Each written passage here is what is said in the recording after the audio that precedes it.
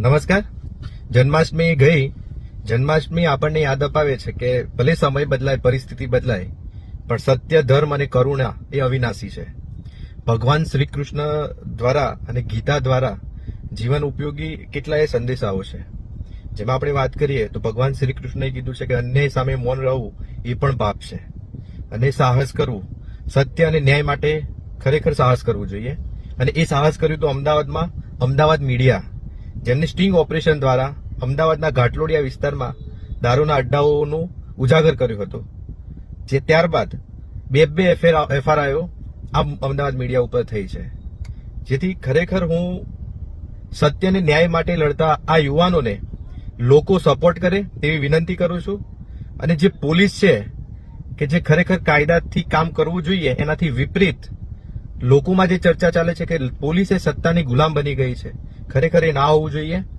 ભગવાન શ્રી કૃષ્ણએ કીધું છે કે શ્રેયાન સ્વધર્મો વિગુણ પરધર્માત સ્વનિષ્ઠિતાત, અર્થાત પોતાનું કર્તવ્ય એ નિષ્ઠાથી નિભાવવું જોઈએ.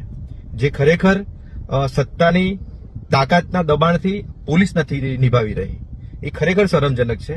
અને વધુમાં ભગવાન શ્રી કૃષ્ણએ કીધું છે કે કર્મ કર, ફળની ચિંતા ના કર. એટલે સમાજમાં જો બદલાવ લાવવો હોય તો ફક્ત સોશિયલ મીડિયા પર પોસ્ટ મૂકવાથી કઈ નહીં થાય. ગ્રાઉન્ડ લેવલે જ્યાં જ્યાં પણ ખોટું થતું હોય ત્યાં વિરોધ નોંધાવવો પડશે, લડવું પડશે, જાગૃત કરવા પડશે. કેમ કે તમે નહીં કરો તો પછી ભ્રષ્ટ તંત્ર, ભ્રષ્ટ નેતા ને આ જ્યાં જ્યાં ખોટું થતું હશે એ લોકો વધારે બળવાન થશે. એટલે અન્યાય સામે પણ મૌન રહેવું એ પણ પાપ છે. અને જો યુવાનો સત્ય અને ન્યાય માટે લડતા આવા યુવાનોને ચૂપ કરી દેવામાં આવશે તો એ સમાજ માટે જ આગળ જતા નુકસાનકારક છે. અને બીજું કે ભગવાન શ્રી કૃષ્ણએ કીધું છે 47મા શ્લોકમાં, કર્મણ્યવાધિકાર રસ્તે માં ફલેષુ કદાચિત. એટલે કર્મ કરવા ઉપર તમારો અધિકાર છે, ફળ ઉપર નહીં. એટલે જે પણ આ ખોટું કરે છે, સારું કરે છે, સાચું કરે છે, દરેકનું કર્મનો સિદ્ધાંત છે. એટલે ખરેખર પોલીસે પણ પોતાની પોલિસી ચેન્જ કરવાની જરૂર છે. લોકોનો દ્રષ્ટિકોણ પોલીસ માટે બદલાય એ માટે તટસ્થ અને નિષ્પક્ષ રહીને કાર્યવાહી કરવાની જરૂર છે.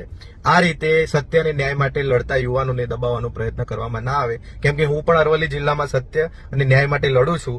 28 વર્ષની ઉંમરમાં મારી સામે એક પણ જાણવા જોગ અરજી નહોતી, અને 6 જ મહિનામાં બે એફઆરઆઈ મારા ઉપર થયેલી છે. એટલે ખરેખર સત્ય અને ન્યાય માટે અમે લડીએ છીએ.